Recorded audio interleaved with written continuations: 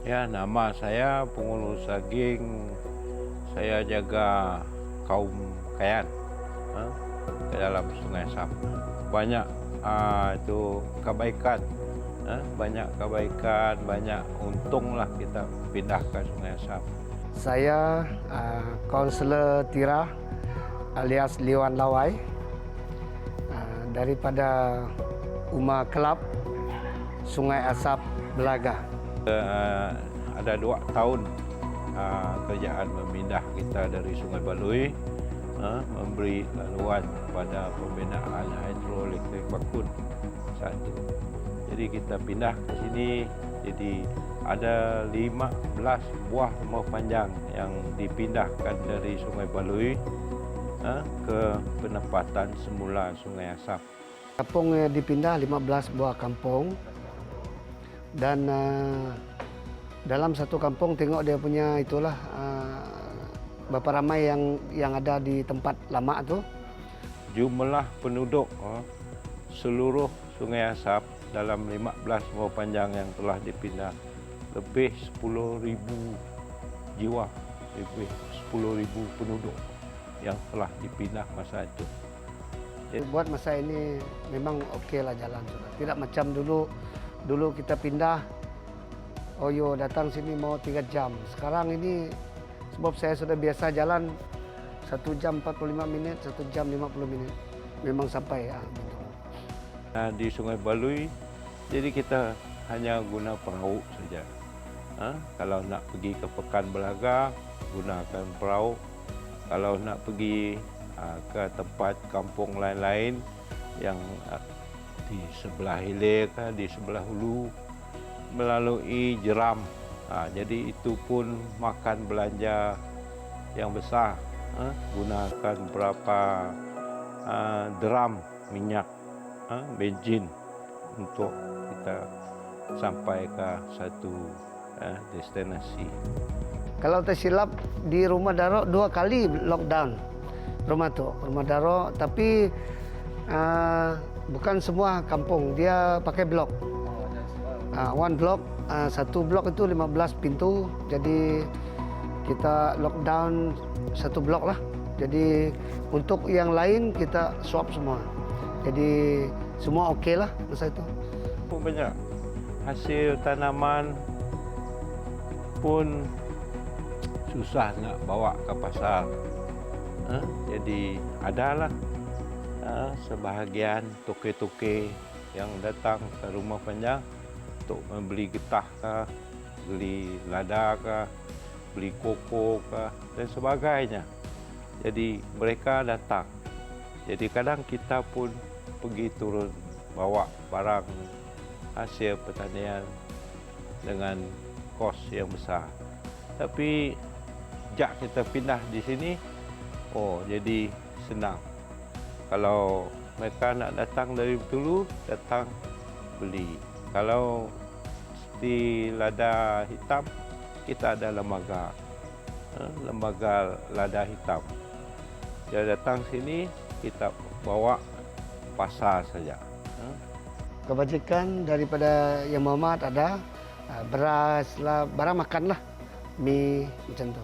Ada orang hantar lah, ada polis meronda sebab di setiap kampung masa Covid yang begitu hangat tu, setiap kampung tidak boleh masuk, kita lockdown. Jam 7 semua blok sudah dia punya gate, tak boleh orang luar masuk. Kampung di sekitar Lasap pun tak boleh masuk kampung dia lain. Kalau nak pergi Betulu pun harga memang ada. Itu beza dia. Kalau dari segi perubatan, sekolah jauh, beza dia. Sekolah dulu sekolah jauh-jauh, hantar budak sekolah dari kampung ke sekolah, makan masak, bukan belanja minyak. Di sini sekolah dekat saja dengan kampung, jadi beberapa minit dah sampai. Naik kereta ke naik van, mereka duduk dalam sekolah, ditinggal di asrama, lebih senang. YB kita ini tidak macam di tempat lain lah. Saya rasa YB kita ini di kawasan kita orang Ulu lah. Saya cakap memang senang sebab dia memang orang kita. Kita di mana-mana boleh berjumpa. Kalau ada kematian, YB kita ini memang sentiasa ada bersama dengan kita. Ya, memang senang. Kalau ada hal, kita telepon saja yang berhormat kita, dia akan bantu kita. Kalau tidak ada masalah, dia akan datang. Air dulu masa kita di tempat lama dulu, kita gunakan gravity feed saja. Air dari bukit. Itu pun memang bersih lah. Tapi kita pun gunakan air itu dengan okey. Ya, bersih. Tapi apabila kita sampai ke Sungai Asak, itu lebih bersih lagi. Tidak gunakan loji air sudah. Ya, bekalkan kita dengan loji air. Setelah itu air pipe yang bersih. Jadi sampai sini 24 jam di Sungai Asap, 24 jam. Tapi itu pun kos dia pun murah sikit. Jadi kalau tak silap saya dalam 1 bulan saya bayar 50-60 ringgit 1 bulan. Itu sudah jauh beza dia. Bagi saya, karena untuk saya lah tidaklah, tapi untuk umumnya penduduknya, itulah tadi yang berhormat kita ini kerja keraslah dengan apa yang kita sangat memerlu. Contohnya tadi kita memerlukan jalan pergi ke Lot. Sekarang diorang sudah dalam proses pembinaan. So apa yang kita mintalah memang itulah yang senang untuk kita berhubung dengan yang berhormat kita. Memang boleh kata Direct. Ya, sudah ada. Sebab kita boleh jumpa PA dia, tapi dengan yang Muhammad pun kita direct. Di tempat lama mana ada telefon. Kalau ada masalah anak kah, keluarga kah yang tinggal di kampung, terpaksalah kita turun ke Belaga. Kita telepon. Gunakan telefon di Belaga. Mana ada telefon lain? Ada. Kalau ada masalah yang keluarga ke apa, masalah besar di kampung memang susah. Kalau di sini, kalau ada apa masalah, kejap saja dah sampai. YB kita sini bukan saya mau itulah saya bagi tahu tiga YB. Walaupun YB Datuk Lewan di Belaka, sebab dia orang kita YB Plemen kita Datuk Wesen dan YB Chok Dun kita Murum, memang senang untuk kita berhubung dan dia kalau kita minta apa-apa pun memang senanglah. Contohnya saya sebagai WDP di sekolah, saya minta bantuan daripada mereka, memang mereka bagi. Saya sebagai pengurusi bomba sukarela di kawasan Apakuyan, kita minta dia bagi.